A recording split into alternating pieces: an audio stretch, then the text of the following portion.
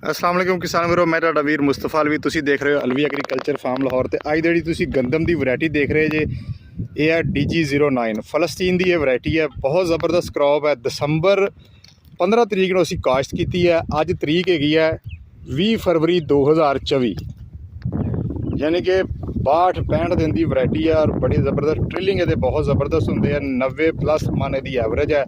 ਔਰ ਏਕੜ ਦੇ ਵਿੱਚ ਸਿਰਫ 5 ਕਿਲੋ ਬੀਜ ਪੈਂਦਾ ਵਾ। ਸਭ ਤੋਂ ਜਿਹੜੀ ਹੈਰਾਨਗੀ ਵਾਲੀ ਗੱਲ ਹੈ, ਉਹ 1 ਕਿੱਲੇ ਦੇ ਵਿੱਚ ਸਿਰਫ 5 ਕਿਲੋ ਸੀਡ ਹੈ। ਤੇ ਕਿਸਾਨ ਭਰਾਵੋ, ਅਗਰ ਅਸੀਂ ਇਹਦੀ ਗੱਲ ਕਰੀਏ ਸ਼ਗੂਫੇ ਦੀ, ਤੇ ਸ਼ਗੂਫਾ ਬਹੁਤ ਮਾਰਦੀ ਹੈ। ਠੀਕ ਹੈ ਜੀ, ਇਹ ਇੱਕ ਪੌਦਾ ਵਾ। ਇਹਦੇ ਕਮ ਅਜ਼ ਕਮ ਜਿਹੜੇ ਸ਼ਗੂਫੇ ਹੈਗੇ ਆ ਉਹ 40-45 ਹੈਗੇ ਆ। ਇਹ ਲੇਟ ਕਾਸ਼ਤ ਹੋਈ ਹੈ। ਜਿਹੜੀ ਅਸੀਂ ਪਹਿਲੇ ਕਾਸ਼ਤ ਕੀਤੀ ਹੈ, ਯਾਨੀ ਕਿ ਨਵੰਬਰ ਦੀ ਜਿਹੜੀ ਪਹਿਲੇ ਹਫਤੇ 'ਚ ਜਾਂ 15 ਤਰੀਕ ਨੂੰ ਕਾਸ਼ਤ ਕੀਤੀ ਹੈ, ਉਹਦੇ 98 ਸ਼ਗੂਫੇ ਉਹਨੇ ਮਾਰੇ ਆ।